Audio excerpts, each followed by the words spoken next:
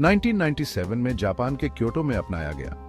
Kyoto protocol जलवायु परिवर्तन के खिलाफ वैश्विक लड़ाई में एक महत्वपूर्ण कदम था। इसका मुख्य उद्देश्य ग्रीन हाउस गैस उत्सर्जन को कम करना था, मुख्य रूप से विकसित देशों से, जो 2005 में लागू हुआ। कार्बन डाइऑक्साइड और मीथेन सहित ये गैसें पृथ्वी के वायुमंडल में गर्मी को रोकती हैं, जिससे ग्लोबल वार्मिंग होती है।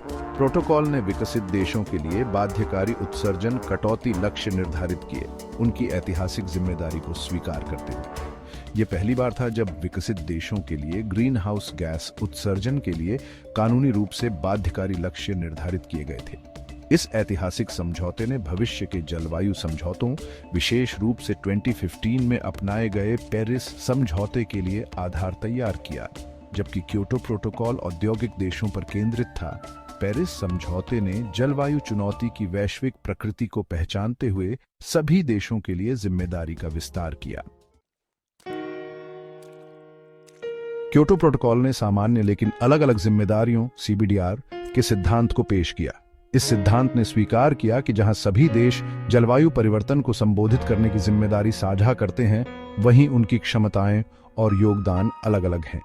प्रोटोकॉल के तहत देशों को अनुलग्नक आय, विकसित राष्ट्र और गैर अनुलग्नक आय, विकासशील राष्ट्र में विभाजित किया गया था। अनुलग्नक आय देशों को उनके ऐतिहासिक योगदान और अधिक क्षमता को दर्शाते हुए विशिष्ट कानूनी रूप से बाध्यकारी उत्सर्जन कटौती लक्ष्य दिए गए थे। गैर अनुलग्नक आय देशों को बाध्यकारी लक्ष्य नहीं दिए गए थे। उनकी विकासात्मक चुनौतियों और सीमित ऐतिहासिक उत्सर्जन को पहचानते हुए प्रोटोकॉल का उद्देश्य विकासशील देशों में सतत विकास के साथ जलवायु कार्रवाई को संतुलित करना था।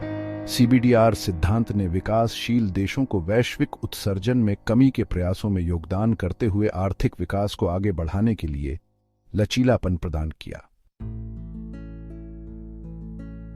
क्योटो प्रोटोकॉल ने देशों को उनके उत्सर्जन में कमी के लक्ष्यों को प्राप्त करने में सहायता करने के लिए लचीलापन तंत्र पेश किए।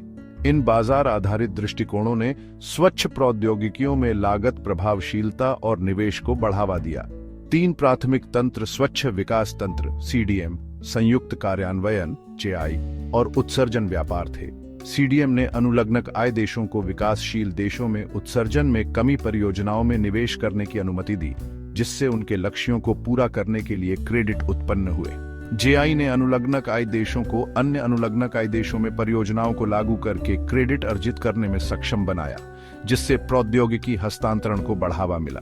उत्सर्जन व्यापार ने देशों को एक अंतर्राष्ट्रीय बाजार में उत्सर्जन कटौती इकाइयों (RU) को खरीदने और बेचने की अनुमति दी, जिससे कटौती के लिए आर्थिक प्रोत्साहन पैदा हुए।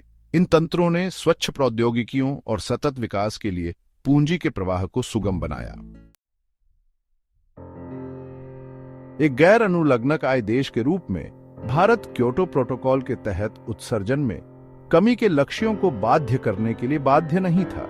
हालांकि भारत ने बातचीत में रचनात्मक भूमिका निभाई, सामान्य लेकिन अलग-अलग जिम्मेदारियों की वकालत की। भारत ने 2007 में जलवायु परिवर्तन पर एक राष्ट्रीय कार्य योजना को अपनाते हुए महत्वपूर्ण स्वैच्छिक प्रतिबद्धताएं की। योजना ऊर्जा दक्षता, अक्षय ऊर्जा और सतत वन प्रबंधन पर केंद्रित थी। अपनी सीमाओं के बावजूद क्योटो प्रोटोकॉल ने अंतर्राष्ट्रीय सहयोग और कानूनी रूप से बाध्यकारी लक्ष्यों के लिए एक रूपरेखा स्थापित की। इसके लचीलापन तंत्रों ने विकासशील देशों में स्वच्छ प्रौद्योगिकियों और स्थायी परियोजनाओं में निवेश को प्रेरित किया। प्रोटोकॉल की विरासत अंतर्राष्ट्रीय जलवायु नीति को आकार देना जारी रखती है, पेरिस समझौते जैसे समझौतों की नींव रखती है।